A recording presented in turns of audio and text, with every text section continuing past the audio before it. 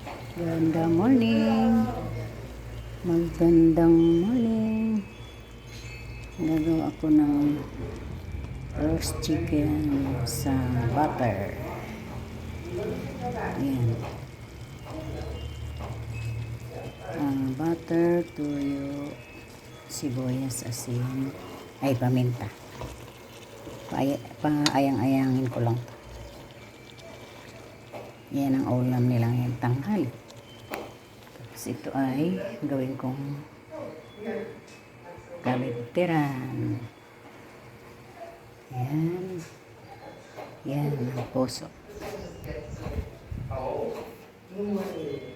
Yan ay pang adobo. Yan. Madami akong lulutuin. Iiwan sa kanila. Yan, takpan ko muna yan.